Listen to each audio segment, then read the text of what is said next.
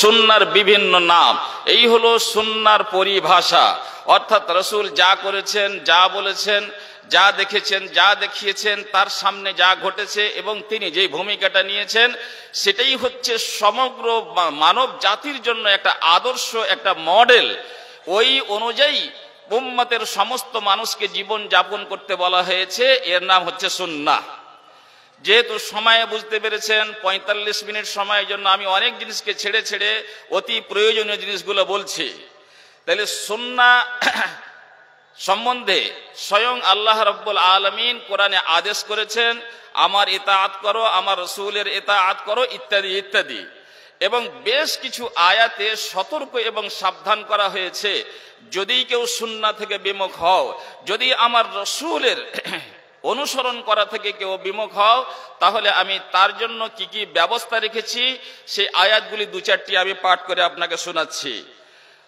প্রথম আয়াতে আল্লাহ তাআলা বলছেন, ইয়া আইয়ুহাল্লাযীনা আমানু আতিউল্লাহ ওয়া আতিউর রাসূল, হে ঈমানদার মানুষেরা, তোমরা আল্লাহর আনুগত্য করো এবং রাসূলের আনুগত্য করো। এই শব্দগুলা আজকে বিশেষ করে আপনাকে মনে রাখতে হবে এবং বুঝতে হবে। আল্লাহ কি আদেশ করছেন?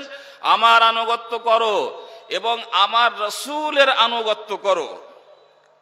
ওয়ালা তুবতিলু আমালাকুম, আর তোমরা তোমাদের নিজেদের আমলগুলোকে বরবাদ করে দিও না। এই কথার মানে হচ্ছে, যদি আমার ইতাআত করো বা শুধু বলো যে কোরআন আমার জন্য যথেষ্ট, রসুলের প্রয়োজন নাই, রসুলের সুন্নাহর প্রয়োজন নাই, তাহলে তোমার সমস্ত আমলকে আমি ধূলিসাৎ করে দেব, বরবাদ করে দেব।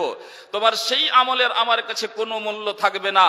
সেই নামাজ, সেই রোজা, সেই হজ এবং যাকাত যা রসুলের পদ্ধতি অনুযায়ী হয়নি, রসুলের সুন্নাতকে বাদ দিয়ে অন্য কোনো পথ পদ্ধতিতে সেটা করা হয়েছে, সেটার আমার কাছে কোনো মূল্য নাই। ওয়ালা তুবতিলু আমালাকুম, তাহলে তোমরা নিজের আমলকে বরবাদ করে দিও না।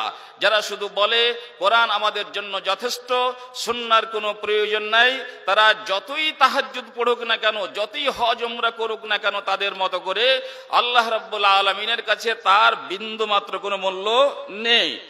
তেমনি আল্লাহ রাব্বুল আলামিন বলেছেন, মা আতাকুমুর রাসূল ফাখুযুহু, তোমাকে রাসূল যা কিছু দেবেন তা গ্রহণ করো, রাসূল যা কিছু দিবেন তা গ্রহণ করো।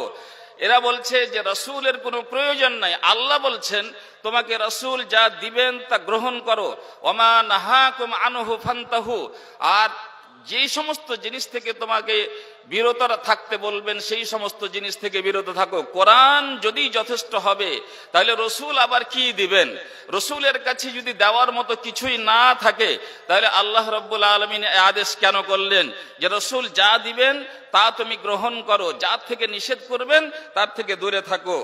আল্লাহ রাব্বুল আলামিন যারা রসুলের সুন্নাহর অনুসরণ করতে চাই না, যারা বলে রসুলের প্রয়োজন নাই, সুন্নাতের প্রয়োজন নাই, তারাকে কাফির বলেছে, আমি নয়, আমি নয়।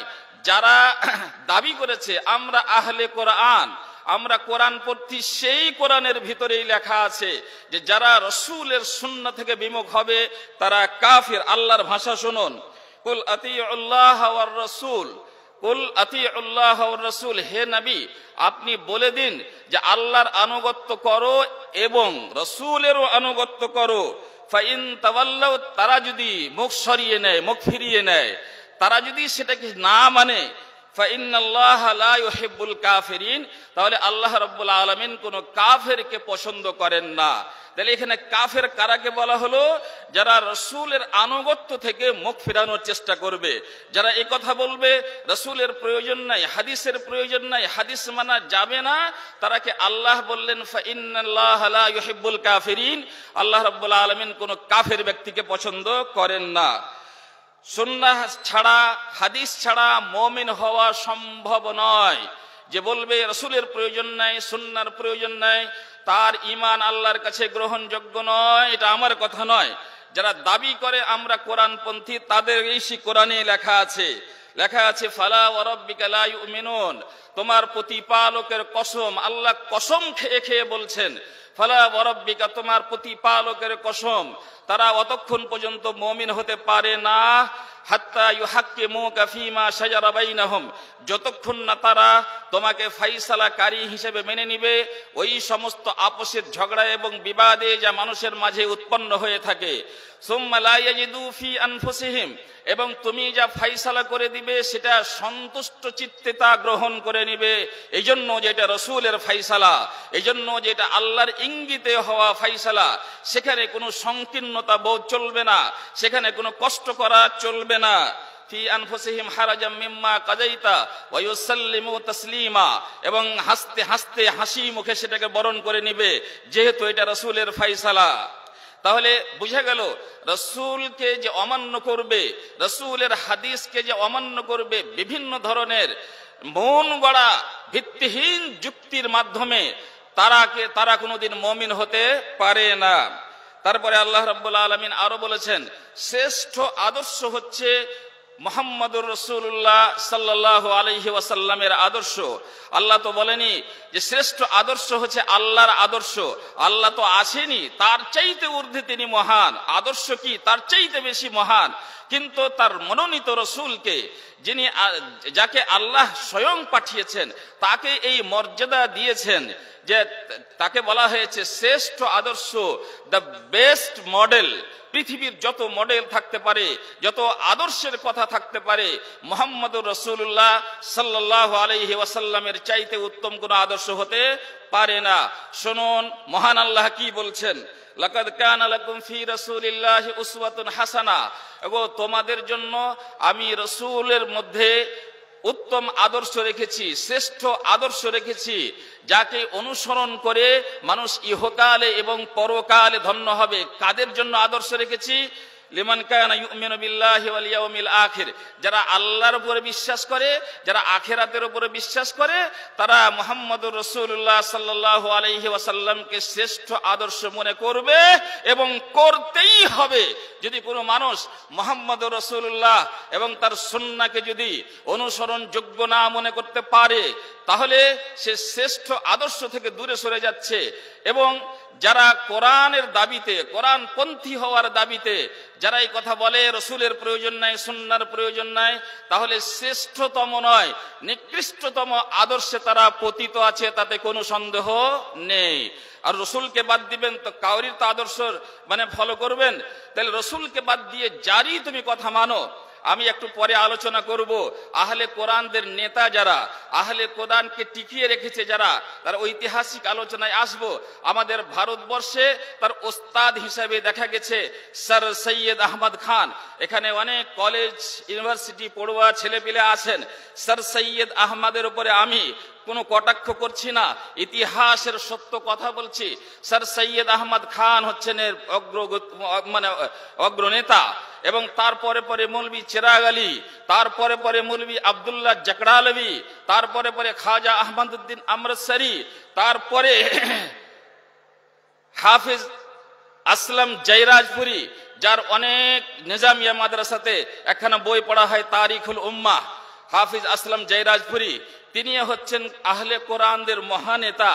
এইভাবে তারপরে রমজান আলী, তারপরে আরো অনেকে, আব্দুল খালেক মালওয়াদা ইত্যাদি ইত্যাদি মানুষেরা, বা গোলাম আহমদ পারভেজ, যার দলকে পারভেজি বলা হয়, এই সমস্ত মানুষেরা যে আদর্শ তৈরি করেছে, যে কথা উম্মতকে বুঝাতে চেয়েছে, সেই পথে যদি কেউ চলে তাহলে শ্রেষ্ঠ পথ হারাবে, যেই পথ আল্লাহ রাব্বুল আলামিন তার রাসূলের মাধ্যমে আমাদেরকে দেখিয়েছেন।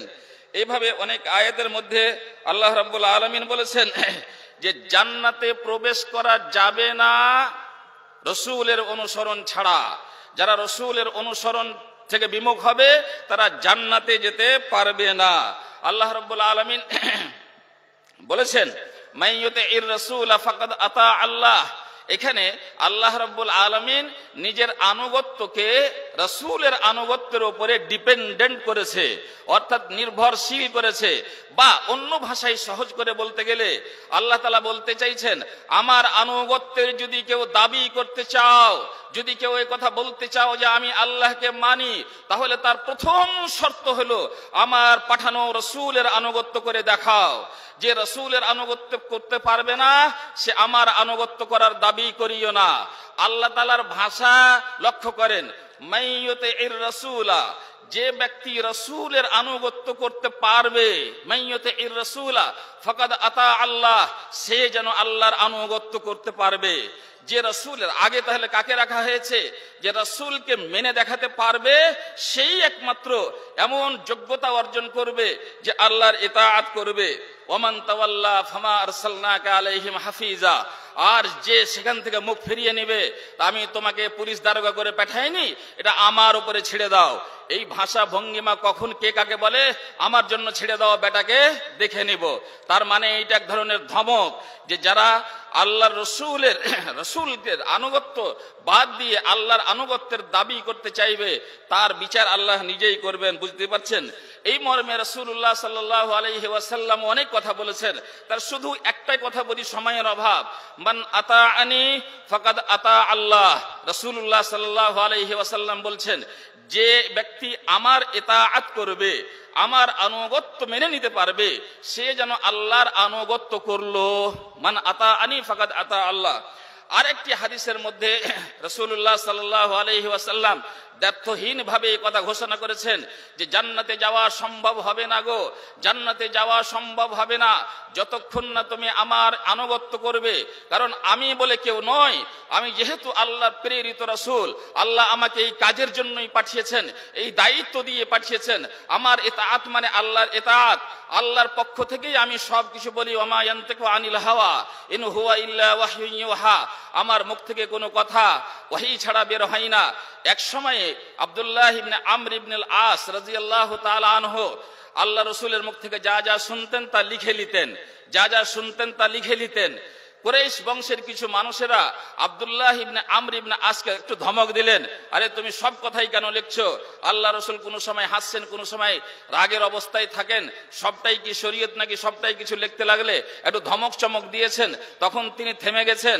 তারপরে রাসূলুল্লাহ সাল্লাল্লাহু আলাইহি ওয়াসাল্লামের কাছে পৌঁছাচ্ছেন, আল্লাহ রসুল এই ঘটনা আমি আপনার কাছে যা যা শুনতাম সবই লিখতাম, কিন্তু আমাকে এইভাবে তারা ভয় দেখিয়েছে, যার কারণে আমি বন্ধ করে দিয়েছি। আল্লাহ রসুল আমি কি ঠিক করেছি না ভুল করেছি? আল্লাহ রসুল তাকে যে উত্তরটা দিয়েছেন সেটা ভেবে দেখার বিষয়। তিনি বলছেন, উকতুবু, তুমি লেখো, তুমি যা কিছু লিখতেছিলে তা আবার লিখতে থাকো। ফামা ইয়াখরুজু মিনহু ফাআশারা বিউসবুইহি ইলা ফিহি, তারপরে তিনি নিজের মুখের দিকে ইশারা করে বলছেন, এই মুখ থেকে ফামা ইয়াখরুজু মিনহু ইল্লাল হক, এই মুখ থেকে হক ছাড়া অন্য কোনো কথা বের হয় না। কারণ প্রতিটি বিষয়ে রাসূলুল্লাহ সাল্লাল্লাহু আলাইহি ওয়াসাল্লাম আল্লাহর পক্ষ থেকে নিয়ন্ত্রিত অবস্থায় থাকতেন। ওয়াহির মাধ্যমে তার জীবন যাপন হতো, ইলকার মাধ্যমে, স্বপ্নের মাধ্যমে আল্লাহ তাআলা তার সব কিছু ইচ্ছা তার মনের ভিতরে জাগিয়ে তুলতেন এবং সেই অনুযায়ী তিনি কথা বলতেন। তাহলে আল্লাহ রসুল যা যা বলছেন সবই কিছু মানে আল্লাহর পক্ষ থেকেই বলছেন। এই জন্য বলছেন জান্নাতে যাওয়া সম্ভব হবে না। আবু হুরায়রা রাদিয়াল্লাহু তাআলা আনহু হতে বর্ণিত, তিনি বলছেন, কুল্লু উম্মতি ইয়াদখুলুনাল জান্নাতা ইল্লা মান আবা, আমার উম্মতের সমস্ত মানুষেরা জান্নাত লাভ করবে, কিন্তু যারা জান্নাত যেতে চাইবে না। রাসূলুল্লাহ সাল্লাল্লাহু আলাইহি ওয়াসাল্লামকে জিজ্ঞাসা করা হলো, এমন হতভাগাকে যে জান্নাতে যেতে চাইবে না। রাসূলুল্লাহ সাল্লাল্লাহু আলাইহি ওয়াসাল্লাম সেই দার্শনিক সেন্টেন্সটা ব্যবহার করেছেন, মানা আতাআনি ফাকাদ দাখালাল জান্নাহ, যে আমার আনুগত্য করবে সে জান্নাতে দাখিল হবে। ওমানা আসানি ফাকাদ আবা, আর যে আমার বিরুদ্ধাচরণ করবে, আমার অবাধ্য হবে, সে যেন জান্নাতে যেতেই চাইল না। সুতরাং জান্নাতে যেতেই চাই না, তাকে কি করে যাওয়া হবে? বন্ধুগণ, এই বিষয়টি অনেক যুবকদের মাথায় সেই ধরনের অডিও ভিডিও এবং বিভিন্ন ধরনের মেসেজের মাধ্যমে তাদের মাথা গোলমাল করছে। কিন্তু যেই কোরআনের তুমি দাবি করেছো সেই কোরআনে এই সব কথাগুলি লেখা আছে এবং সেইখান থেকে নিয়ে রাসূলুল্লাহ সাল্লাল্লাহু আলাইহি ওয়াসাল্লাম কিছু কথাকে স্পষ্ট করেছেন। তো এইভাবে অনেক হাদিসের মধ্যে অনেক কথা বলা আছে যেমন এক হাদিসের মধ্যে, এক আয়াতের মধ্যে আল্লাহ পাক বলছেন, কুল ইন কুনতুম তুহিব্বুনাল্লাহ, তুমি যদি আল্লাহকে ভালোবাসার দাবি করতে চাও তাহলে ফাত্তাবিউনি ইউহিব্বুকুমুল্লাহ, তাহলে আমার অনুসরণ করো, তাহলে আল্লাহ তোমাকে ভালোবাসতে লাগবে। তাহলে আল্লাহর ভালোবাসা কে চাই না ভাই পৃথিবীতে? আল্লাহর ভালোবাসার দরকার নেই এমন কথা কে বলতে পারে? কেউ বলতে পারে না। সবাই আল্লাহর ভালোবাসা চায়। তাহলে আল্লাহর ভালোবাসা চাওয়ার মেন গেট হচ্ছে, প্রথম পর্ব হচ্ছে, মেন শর্ত হচ্ছে ফাত্তাবিউনি ইউহিব্বুকুমুল্লাহ, আমার অনুসরণ করবে তাহলে তুমি আল্লাহর ভালোবাসা পারবে। যতই তুমি যুক্তি খাটাও না কেন, যতই বড় বড় কথা বলো না কেন, আর যতই বড় বড় বই পুস্তক লিখে দাও না কেন, আল্লাহর রসুলের সুন্নাতকে মুমিনদের অন্তর থেকে মুছে দেওয়া সম্ভব হবে না। বিশেষ করে যারা আল্লাহর প্রতি বিশ্বাস রাখে এবং জান্নাত লাভ করতে চায় আর জাহান্নামের মতন ভয়াবহ জায়গা থেকে নিজকে বাঁচাতে চায়, তাকে সুন্নাহর পথ থেকে সরানো সম্ভব হবে না। তাহলে আল্লাহ তাআলা আরো এক কথা বলেছেন যে যারা আমার কোরআনের মধ্যে যে সমস্ত কথা আছে, কোরআনের মধ্যে আমি আমার আনুগত্যের কথা বলেছি, রসুলের পথে চলার কথা বলেছি, সবই তো কোরআন। তাহলে তাদেরকে যেন বলা হচ্ছে, যারা বলে শুধু কোরআন মানবো, তোমার সুন্নাহ মানবো না, কোরআন মানবো, রসুলের সুন্নাত মানবো না, তার হাদিস মানবো না, তাদের জন্য যেন আল্লাহ রাব্বুল আলামিন আরেকটা আয়াতে বলছেন, আফাতুমিনুনা বিবাযিল কিতাব ওয়া তাকফুরুনা বিবায, তোমরা কি আমার এই কিতাবের এক অংশের প্রতি বিশ্বাস রাখো আর এক অংশের প্রতি বিশ্বাস রাখো না? 17-18টি আয়াতের মধ্যে সরাসরি আল্লাহ রাব্বুল আলামিন আমার ইতাআত করো, আমার রসুলের ইতাআত করো চিৎকার করে করে বলছেন। আর কোথায় আমরা সেই দুঃসাহসিকতা পেয়েছি যে আল্লাহকে মানবো, রসুলকে মানবো না, আল্লাহকে মানবো, রসুলকে মানবো না, তারপরও আমি আবার রসুল হয়ে থাকবো? এই সুন্নাহ হলো মুসলমানদের সুন্নাহ, যা সাহাবায়ে কেরামের যুগ থেকে নিয়ে অদ্যাবধি যত ওলামা, আইম্মা, ফোকাহা, মুহাদ্দিসিন, মুফাসসিরিন আছে, সকলেই এই বিষয়ে একমত, একজনেরও কোনো দ্বিমত নাই যে সুন্নাহর অনুসরণ করা একজন মুমিন মুসলমানের জন্য ওয়াজিব। যদি এটা উম্মতের ইজমা হয়, ইমাম বুখারী, মুসলিম, আবু দাউদ, তিরমিজি, নাসাঈ, ইমাম আহমদ ইবনে হাম্বল, ইমাম দারমি, ইমাম বাইহাকি, ইমাম দারাকুতনি, তারপরে ইবনে তাইমিয়া, শাইখুল ইসলাম ইবনুল কাইয়িম, তারপরে আল্লামা নাসিরউদ্দিন আলবানী, ইবনুল বাজ, সকল উলামায়ে কেরাম যদি এটাই বুঝে থাকেন যে সুন্নাহর অনুসরণ করতে হবে, পায়ে পায়ে পঙ্খানুপঙ্খভাবে রসুলের দেখানো, রসুলের নির্দেশিত পথে চলতে হবে, তাছাড়া আমাদের কোনো গতি নাই, তাছাড়া আমাদের মুক্তির কোনো স্থান নাই, এটা যদি সকল উম্মতের উলামায়ে কেরামের ইজমা হয়, তাহলে আজকে ঊনবিংশ শতাব্দীতে জাকরালা নামের গ্রামে এক ভদ্রলোক জন্ম নিচ্ছেন যার নাম মৌলভী আব্দুল্লাহ জাকরালভী। তার কথা শুনে ওলামায়ে উম্মতের ইজমাকে ছেড়ে দিয়ে সেই পথে যেতে হবে। সেই মানে ভারত উপমহাদেশের কিছু কিছু জায়গায় মানে জন্মগ্রহণ করা কিছু আধপড়া লোক, কিছু আধপড়া অর্ধজ্ঞানের মানুষ, যাদের পিছনে ছিল ইংরেজদের প্রহসন, যাদের পিছনে ছিল এক বিশেষ ধরনের ষড়যন্ত্র। এই ষড়যন্ত্রের মাধ্যমে ইংরেজরা চাইছিল মুমিন এবং মুসলমান যারা, তাদের ভিতরে যে রক্ত আছে, তাদের ভিতরে যে যুদ্ধ এবং জিহাদের যে জজবা আছে, সেই জজবাটাই হচ্ছে আমাদের জন্য কঠিন এক বাধা, কঠিন এক বাধা।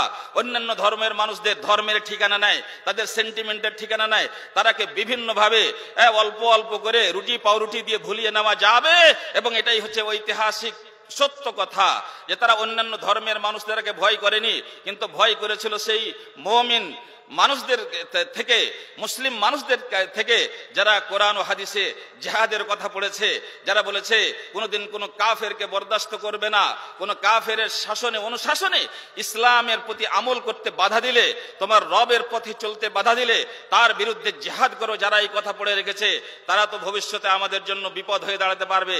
এজন্য তারা বিভিন্ন ধরনের ষড়যন্ত্র করে এক জায়গায় দাঁড় করালো কাদিয়ানিকে, গোলাম আহমদ কাদিয়ানিকে, আরেক জায়গায় দাঁড় করালো আহমদ রেজা বেরেলভিকে, আরেক জায়গায় দাঁড় করালো বাবিকে, আরেক জায়গায় দাঁড় করালো বাহাইদের, তার পরবর্তীতে আরেক জায়গায় দাঁড় করালো বহরিদের। তারা ইসলামকে কেন্দ্র করে নানানজন নানান কথা বলবে এবং কেউ তাকে সাপোর্ট করবে, কেউ তাকে সাপোর্ট করবে, একদল আরেক দলকে কাফের বলবে, আরেক দল আরেক দলকে জাহান্নামী বলবে। তারা বিভক্ত হয়ে যাবে, লড়ালড়ি আর মানে এক অপরের প্রতি এক অপরের প্রতি আক্রমণ করবে, তাতেই ব্যস্ত থাকবে এবং আমাদের সাথে যুদ্ধ করার কথা ভুলে যাবে। বড় আশ্চর্যের বিষয়, যেই সময়তে ইংরেজরা ভারত, বাংলাদেশ এবং পাকিস্তান এইসব জায়গাগুলিকে দখল করার পরিকল্পনা করছিল, ঠিক সেই সময়ের এটা ইতিহাস, ঠিক সেই সময়ের এটা ইতিহাস। 1700 থেকে 1750-এর পর থেকে নিয়ে 1800-র মাঝখানে এবং 1900 সালের মাঝখানের এইসব ঘটনা।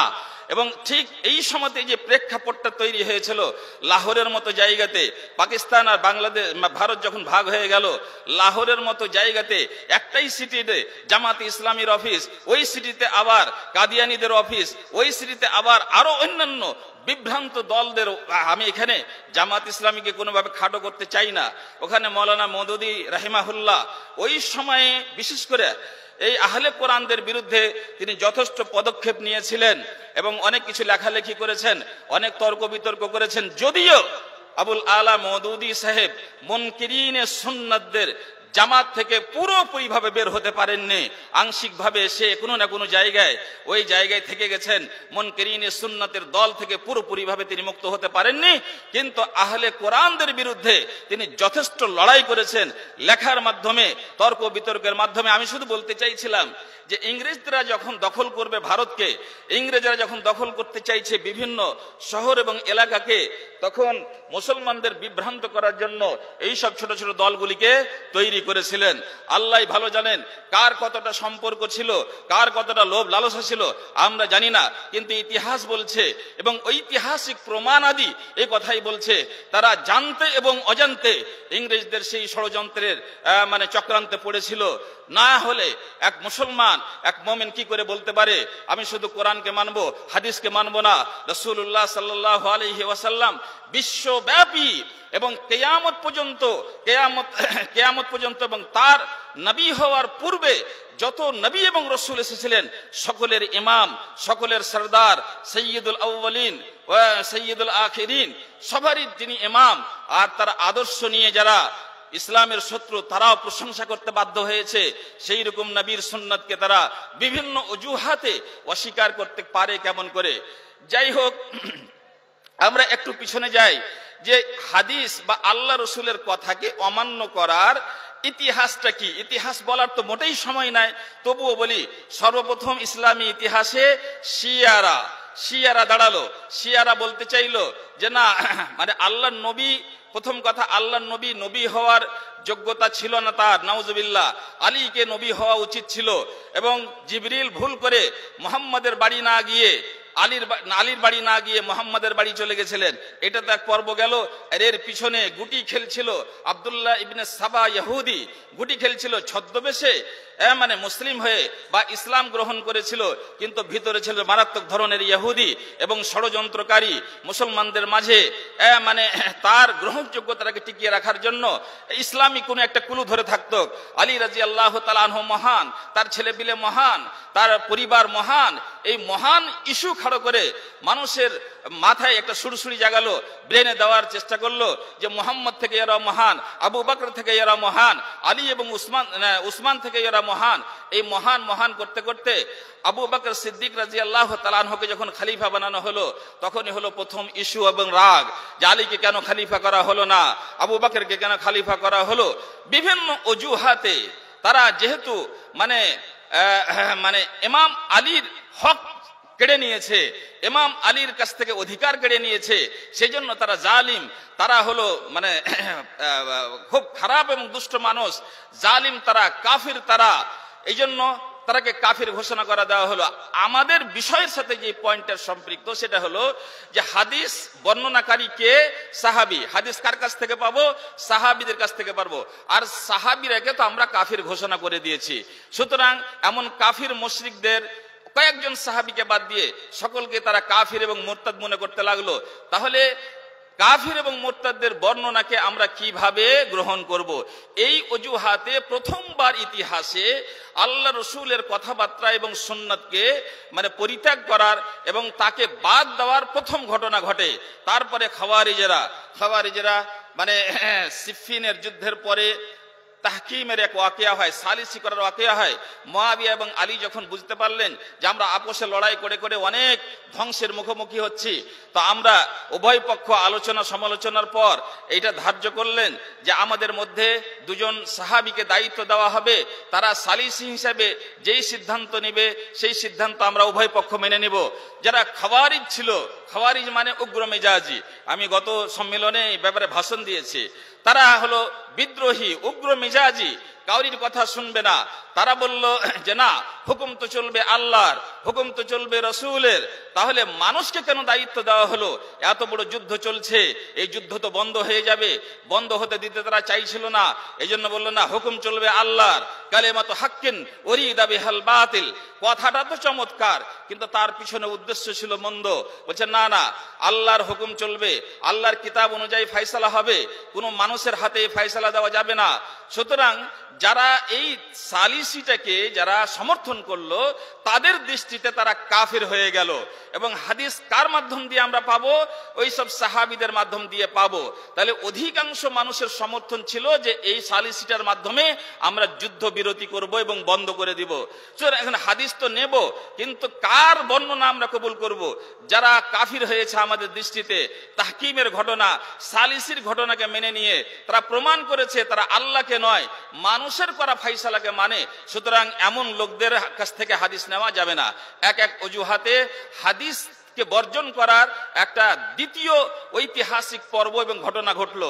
তারপরে মুতাজিলারাও ছোট বড় কারণে হাদিস থেকে দূরে সরে গেল। তারপরে মধ্যখানে তৃতীয় এবং চতুর্থ যেটা পর্ব, সেটা হচ্ছে যে প্রথমবার দ্বিতীয় হিজরিতে প্রথমবার ইমাম শাফিঈর যুগে একটা দল তৈরি হলো, যারা প্রকাশ্যভাবে বলল যে সমস্ত ধরনের সুন্নাত, সমস্ত ধরনের হাদিস তাকে মানা যাবে না, সুতরাং শুধুমাত্র কোরআনকে মানতে হবে এবং হাদিসকে মানা যাবে না। এই ঘটনাটা আজকের আহলে কোরআনদের শুধু কথা নয়, দ্বিতীয় হিজরিতে এইরকম ঘটনা ঘটেছিল। এবং ইমাম শাফিঈ রাহমাতুল্লাহ আলাইহি তাদের সাথে সাক্ষাৎ করেছিলেন, তাদের সাথে মুনাজারা এবং বিতর্ক করেছিলেন। অনেক মানুষ তার ভুল বুঝতে পেরেছিলেন এবং সেই পথ ছেড়ে দিয়ে চলে এসেছিলেন। এই দ্বিতীয় হিজরির পর থেকে মধ্যখানে প্রায় 1100 বছর ধরে এটা ঠান্ডা পড়ে যায়, ইতিহাসের পাতায় সেটা দম্ন হয়ে যায়, হারিয়ে যায়। কার্যত কোনো তৎপরতা ছিল না, কোনো অ্যাক্টিভিটি ছিল না, সুন্নাতকে মানতে হবে না, এইরকম আর দ্বিতীয়বার কোনো আলোচনা হয়নি। 1100 বছর কেটে যাওয়ার পর হঠাৎ করে 19 শতাব্দীতে মিশরে এক ফিতনা উঠলো এবং মিশরের সেই ফিতনাটা লালিত পালিত হলো ভারতবর্ষে। মিশরে যেভাবে উঠলো সেটা বলে দিই। মোহাম্মদ আলী পাশা যখন মিশরের সিংহাসন দখল করেন, সে ছিল এক ধরনের বেদিন। সে চাইছিল না শরীয়তের বিধান চলুক দেশে, সে চাইছিল যে ইংরেজদের মতো করে আমাদের কৃষ্টি কালচার হোক, আমরা সেইভাবে এগিয়ে যেতে চাই যেভাবে ইংরেজরা এগিয়ে যাচ্ছিল। সেই জন্য শরীয়তের বিধি বিধানের প্রতি সে খুব বিরক্ত হতো এবং সর্বপ্রথম একটা দলকে ইটালি পাঠালো পড়াশোনার সুবাদে, পড়াশোনা করার জন্য ইটালি পাঠা হলো। তার কয়েক বছর পর আবার আর একটা বড় দলকে পাঠালো হলো ফ্রান্সের দিকে এবং রাফাআত তাহতাবি বলে একজন বড় মাপের বলা যেতে পারে বিদ্বান, তাকে তার দায়িত্ব দেওয়া হলো যে এই দলগুলোকে নিয়ে যাও, তারা সেখানকার কৃষ্টি কালচার শিখবে, সেখানকার গুণগান শিখবে এবং সেখানকার কৃষ্টি কালচার পড়াশোনার পথ পদ্ধতি আমাদের দেশে লাগু করা হবে। এইরকম ভাবে পরপর ইটালি, ফ্রান্স, ইংল্যান্ড, লন্ডন বিভিন্ন জায়গায় তারা কলেজ এবং ইউনিভার্সিটিতে হায়ার স্টাডির জন্য এই যুবকদেরকে পাঠানো হলো। যেই যুবকেরা বিনষ্ট হয়ে ঘুরলো, দিন হারালো, ইমান হারালো, ইসলামী ঐতিহ্য হারালো এবং তাদের কুসংস্কার এবং সেই দেশের ইসলাম বিরোধী যে রীতিনীতি সেটাকে নিয়ে এসে নিজের দেশে লাগু করতে লাগলো এবং তাদের মুখ থেকে সাহিত্য চর্চার নামে, দর্শন চর্চার নামে তারা সুন্নাতের প্রতি অবজ্ঞা এবং সুন্নাতকে অবহেলা করতে লাগলো এবং মানুষকে এই সংবাদ দিতে লাগলো যে কোরআন মানলেই যথেষ্ট হবে। কারণ এখানে একটা কথা বলে দিই, যারা বলবে কোরআনকে মানবো না তাদের কাছ থেকে আর নামাজ রোজার কোনো বালা মুসিবত থাকবে না, তাদের কাছে হজের কোনো বালা মুসিবত থাকবে না, তাদের কাছে মিরাস, বিবাহ, শাদীর এই সমস্ত জিনিসের কোনো নিয়ম শৃঙ্খলা যেহেতু কোরআনে কারিমে বর্ণনা করা নাই, তার বিস্তারিত আলোচনা আছে। সুন্নাহর মাধ্যমে নামাজ পড়তে আদেশ করে দেওয়া হয়েছে, কিন্তু কখন, কত রেকাত, কোন সময়ে কি পড়তে হবে, তার ভিতরে কি পড়তে হবে, পরে কি পড়তে হবে, আগে কি পড়তে হবে, উজু কি করে কি করতে হবে, এই সব কথা তো কোরআনে নাই। তারা চেয়েছিল ইচ্ছাকৃত ভাবে যে নামাজ মুক্ত এক সমাজ চায়, যাকাত মুক্ত এক সমাজ চায়, হজ মুক্ত এক সমাজ চায়, দিন এবং দিনই সংবিধান মুক্ত এক সমাজ চায়, স্বাধীন হয়ে ডানা মেলে উড়ব আকাশে এবং নির্দ্বিধায় ইউরোপিয়ান কালচার যেটা, পশ্চিমা দেশের কালচার যেটা, পশুত্বের কালচার যেটা, সেই কালচার আমরা উপভোগ করব। এই জন্য তারা এই পথে নেমেছিল।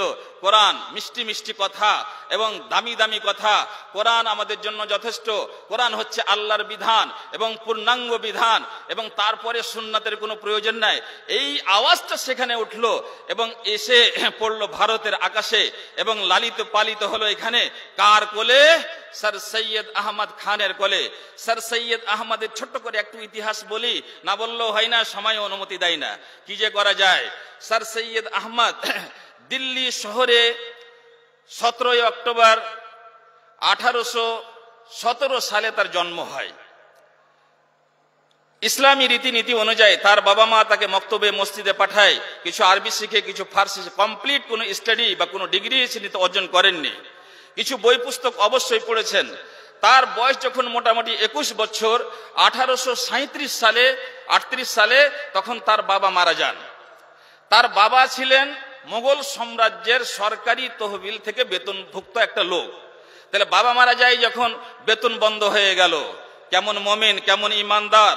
দেখুন, যেই যুগে ব্রিটিশদের বিরুদ্ধে মুসলমানদের আনাগোনা চলছে, ব্রিটিশদের বিরুদ্ধে যুদ্ধ জাহাদের কথা চলছে, সেই কালে সেই পরিস্থিতির মধ্যে স্যার সৈয়দ আহমদ তার বাবার ইন্তেকালের পরে সামান্য বেতনটা বন্ধ হয়ে যাওয়ার জন্য, তার বয়স তখন 21 বছর, আজ থেকে এতদিন আগে 21 বছরের লোক অনেক সাবলীল হয়, তিনি ছুটলেন ইস্ট ইন্ডিয়া কোম্পানির কাছে একটা চাকুরির দরখাস্ত নিয়ে, আমাকে একটা চাকুরি দিন। তারপরে তাকে চাকুরি দেওয়া হলো। তাকে যখন কাছে তার উঠা বসার মাধ্যমে তার বিচক্ষণতা দেখলো, এই লোকটাকে ব্যবহার করা যেতে পারে, এই লোকটাকে ব্যবহার করে দিনের মধ্যে গন্ডগোল সৃষ্টি করা যেতে পারে, এই জন্য তার চাকুরির আবেদন মঞ্জুর করা হয় এবং তারা স্যার সৈয়দ আহমদ তাদের সারা জীবন সেবা করতে থাকেন এবং ইংরেজরাও তারা মন খুলে তার সেবা করতে থাকেন। ভাষাটা বুঝতে পারছেন তো? সর্বপ্রথম যখন মুসলমানদের সাথে ইংরেজদের লড়াই আরম্ভ হয় তখন তিনি একটা বই লিখেছেন, আসবাবুস সাওরা ফিল হিন্দ, আসবাবুস সাওরা ফিল হিন্দ। এই বই লিখে মানে প্রকাশ্যভাবে ইংরেজদের সাপোর্ট এবং সমর্থন করেছেন এবং মুসলমানদেরকে মানে দোষী ঘোষণা করেছিলেন তিনি। যাই হোক, তার তাফসীরুল কোরআন আছে, আপনি পড়লে অবাক হবেন, নিজের মন মতন তাফসীর করেছে। কোরআন হাদিস তার কোনো ব্যাখ্যা বিশ্লেষণের কোনো প্রয়োজন নাই, মন মতন তাফসীর করতে গেছেন। যেখানে তার জ্ঞানে ধরেনি সেই সমস্ত জিনিসকে অস্বীকার করে আছে, জান্নাত, জাহান্নাম, পুলসিরাত ইত্যাদি ইত্যাদি।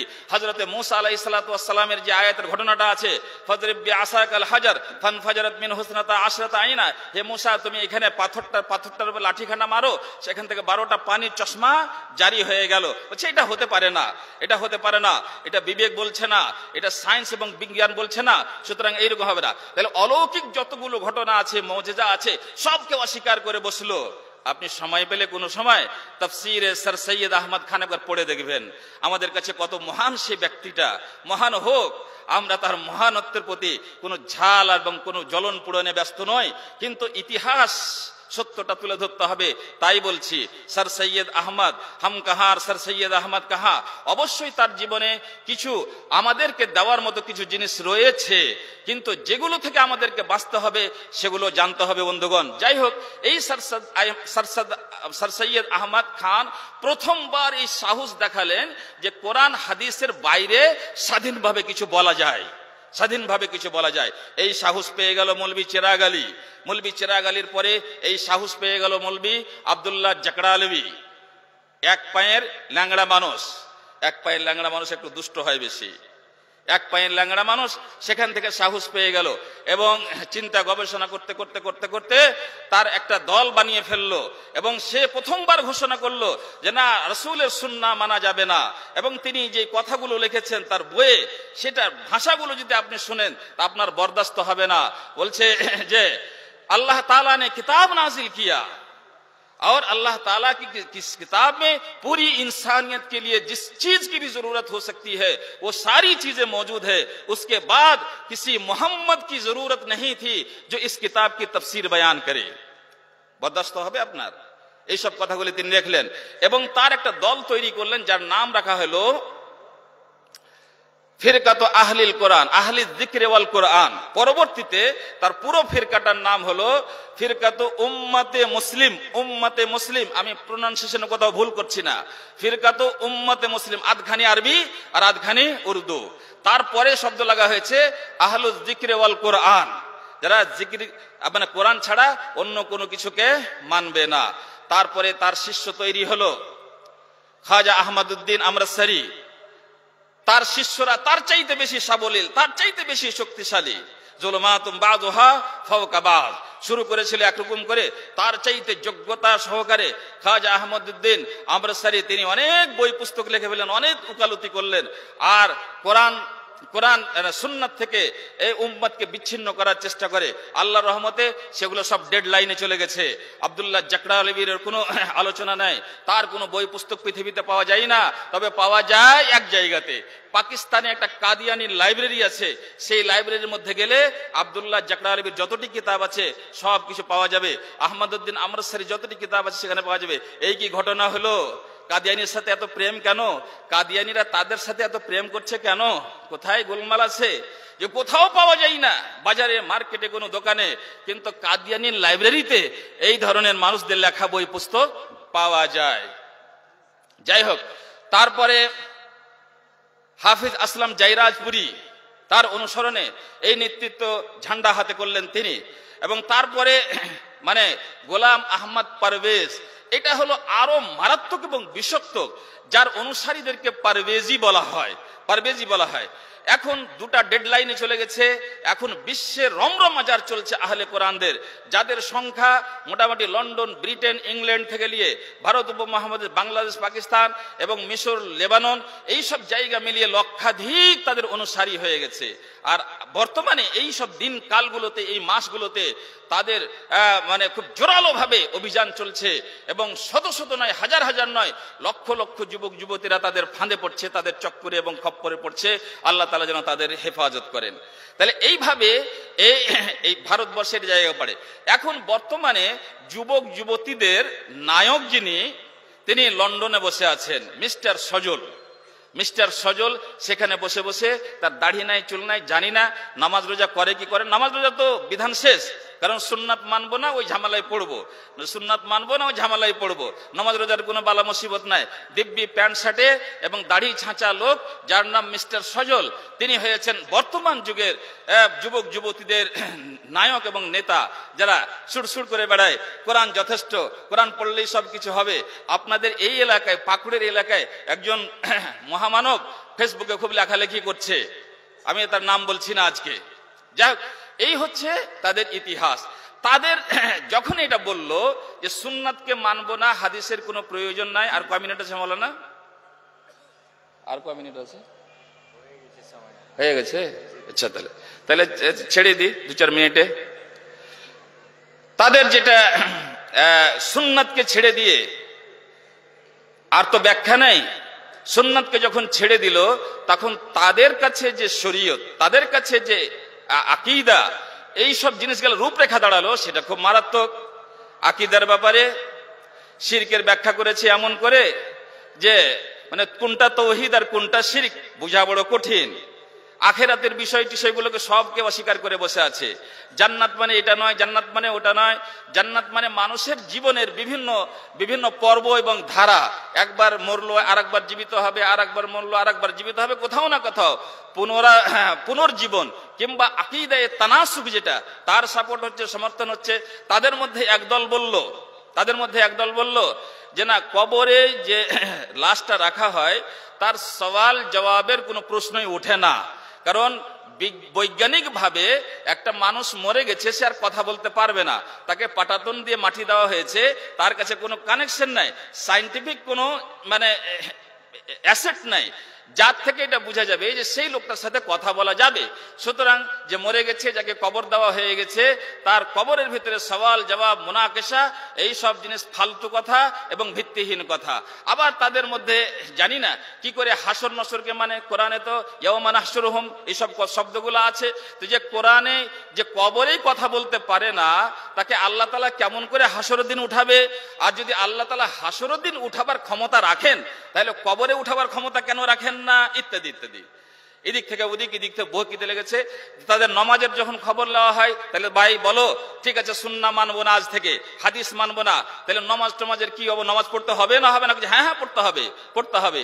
তখন তারা এই সালাত জাকাতের ব্যাখ্যা করতে গিয়ে একবার এইদিকে একবার ওইদিকে, তখন বলছে না আরবি ভাষার উপরে ভিত্তি করে আমরা তার ব্যাখ্যা করব। সালাত মানে দোয়া, সালাত মানে দোয়া, সুতরাং আরবি ভাষাতে তার মানে দোয়া, যেই কোনো ভাবে আল্লাহকে ডাকলে সাকলেই হলো। কেউ বলছে না দিনে 3 বার পড়তে হবে, কেউ বলছে না দিনে 4 বার পড়তে হবে, কেউ আবার চালাকি করে বলছে না না না দিনে 5 বারই নামাজ পড়তে হবে। আচ্ছা এটা তো বারের কথা হলো, তারপরে জোহরের কয় রেকাত পড়বে, আসরের কয় রেকাত পড়বে, মাগরিবের কয় রেকাত পড়বে, কেউ বলছে না এক এক রেকাত করে পড়লে হবে, কেউ বলছে না 2 রেকাত করে পড়তে হবে। এখানে একটা পয়েন্ট বলে আমি শেষ করব। আমার মাননীয় ডক্টর ফারুক আব্দুল্লাহ সাহেব এসে বসে আছেন। কেউ বলছে 1 রেকাত পর 2 রেকাত পড়তে হবে, কেউ বলছে একটাই রুকু করতে হবে, একটাই সাজদা করতে হবে। তাহলে আমার একটা পয়েন্ট ছিল যে তারা বলে সুন্নাহ বা হাদিস হচ্ছে পৃথিবীতে যত দলাদলি, পৃথিবীতে যত ফিরকাবান্দি মানুষের ভিতরে বিভেদ সৃষ্টি করছে, তার মূল জড় হচ্ছে নাউজুবিল্লাহ হাদিস, তারা বলে। সুতরাং হাদিস মানা যাবে না। হাদিস মেনে কেউ শাফি, হাদিস মেনে কেউ হানাফি, হাদিস মেনে কেউ অমুক ধুমক ইত্যাদি ইত্যাদি বিভিন্ন ফিরকার জন্ম হয়েছে। সে হাদিস থেকে বুঝে না সুঝে সেই যে ফিরকাগুলো তৈরি হয়েছে, তো উসুলিয়াতের মধ্যে হয়েছে না ফুরুইয়াতের মধ্যে হয়েছে, আসল কথায় জায়গায় হয়েছে না ফারি কোনো আংশিক কোনো ব্যাপার স্যাপারে হয়েছে, সেই সব ব্যাখ্যা স্যাখ্যা বাদ দিয়ে বলে দিল যে না, যত রকমের বিবাদ বিসংবাদ তার মূল জড় হচ্ছে হাদিস। হাদিস ছাড়া, হাদিস মানা বাদ দিয়ে দিতে গেলে সমস্ত মানুষ পৃথিবীর এক হয়ে যাবে, সবারই মুখে থাকবে শুধু কোরআন, শুধু কোরআন। ঠিক আছে, ঠিক আছে, আমরা না হয় সুন্নাহকে ছাড়তে পারলাম না, তোমরা তো ছেড়েছো 1 লক্ষ মানুষ, তোমরা তো ছেড়েছো, সুন্নাত বাদ দিয়ে দিয়েছে, এখন সুখে আছো কি না? তাহলে সুন্নাহ যারা মানবে তারা বিবাদ বিসংবাদে লিপ্ত হবে। তাহলে তোমরা যখন ছেড়ে দিয়েছো, তোমরা তো বিবাদ বিসংবাদে লিপ্ত হবে না। তো তোমাদের মধ্যে কেউ কেন বলছে 1 রেকাত, কেউ কেন বলছে 3 রেকাত, কেউ কেন বলছে 1 রুকু, কেউ কেন বলছে না 2টা সাজদা লাগবে, কেউ কেন বলছে না দিনে 3 বার নামাজ পড়তে হবে, কেউ কেন বলছে 1 বার নামাজ পড়তে হবে। তাহলে সুন্নাহ ছেড়েও এখনো বিতর্কে জড়িয়ে আছো। আর তারা এইভাবে তারা চিন্তাধারা দৃষ্টিকোণে তাদের 4টা ভাগ হয়ে গেছে, 4টা ভাগ হয়ে গেছে। আমি একটু আগে বলেছি, একটা ভাগের নাম হচ্ছে ফিরকা এবং ফিরকার নেতা এবং তার চিন্তাধারাও অন্য দল থেকে ভিন্ন ভিন্ন। একটার নাম হচ্ছে ফিরকাতু উম্মতে মুসলিম আহলুল যিকর ওয়াল কোরআন, যার নেতৃত্ব করে গেছেন আব্দুল্লাহ জাকরালভী। তাদের চিন্তাধারার সাথে তার পরবর্তী ফিরকাটার মিল হবে না, অনেক ক্ষেত্রে তাদের মিল হবে না। সেটার নাম হচ্ছে ফিরকাতু উম্মাতু মুসলিমা, এর নায়ক হচ্ছেন আহমদউদ্দিন আমরসারি। তার পরের যেটা ফিরকা আছে তার সাথে অনেক চিন্তাধারায় অনেক ব্যাপার স্যাপারে তাদের সাথে তার মিল নাই, সেটা হচ্ছে তলুয়ে ইসলাম। তলুয়ে ইসলাম, যার নায়ক হচ্ছেন তার নায়ক হচ্ছেন পারভেজ, গোলাম আহমদ পারভেজ। তার সাথে তার আগের তার পরের অনেক জায়গায় মতভেদ, এবং লাস্টে যেটা 4 নম্বর ফিরকা আছে তাহরিকে তামিরে ইনসানিয়াত, তাহরিকে তামিরে ইনসানিয়াত। তাহলে 4টা ফিরকার 4টা চিন্তাধারা আলাদা আলাদা হলো কেন? এটা তো হওয়ার কথা নয়। যারা সুন্নাহ মানবে তারা বিভক্ত হচ্ছে, আর সুন্নাহকে ছাড়ার কারণই হলো সব পৃথিবীর মানুষ এক প্ল্যাটফর্মে থাকবে। তো তোমরা যারা এই বক্তব্য দাও তারা আবার 4 দলে বিভক্ত হয়েছে কেন?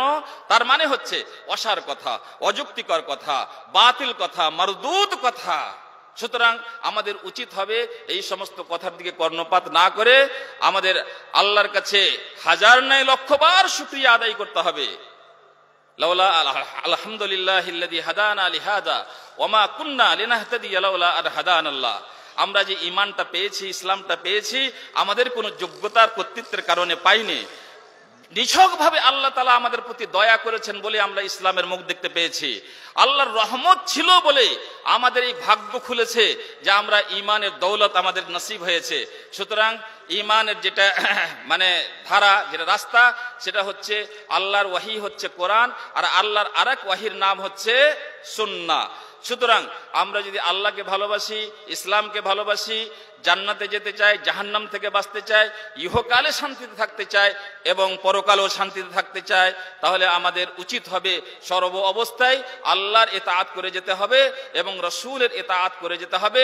আল্লাহর কাছে দোয়া করি, আল্লাহ গো তুমি আমাদের সকল মানুষদের, বিশেষ করে আমাদের নিউ জেনারেশন যেটা যুবক যুবতীর দল, যারা স্কুলে, কলেজে, ইউনিভার্সিটিতে পড়াশোনা করে কিংবা বসে বসে শুধু ফেসবুক চালায় আর ভালো মন্দ বুঝে না, যার তার কথায় কর্ণপাত করে, আল্লাহ তুমি তাদের হেফাজত করো। আহলে কোরআনের ফিতনা থেকে আল্লাহ উম্মতের তুমি হেফাজত করো, আমাদের হেফাজত করো, আমাদের বর্তমান নসলের হেফাজত করো এবং পরবর্তী নসলের হেফাজত করো, এবং আমাদেরকে যেই কোনো শয়তানি কারিস্তানি, শয়তানি ষড়যন্ত্র থেকে আল্লাহ তুমি আমাদের রক্ষা করো। এই কথা বলে আমি আমার আজকের বক্তব্য ইতি করছি। আসসালামু আলাইকুম ওয়া রাহমাতুল্লাহি ওয়া বারাকাতুহু। জাযাকুমুল্লাহ আহসান আল জাযা। তিনি ছিলেন ফজিলাতুল শেখ সাইদুর রহমান আল মাদানী হাফেজাহুল্লাহ। তিনি ফিতনা ইনকারে হাদিসের ব্যাপারে অনেক কিছু বললেন। আমরা হতে পারে অনেক ফিতনা এমন আছে যেগুলো সম্পর্কে সজাগ নয়, বুঝতে পারি না, কিন্তু হতে পারে ইউটিউব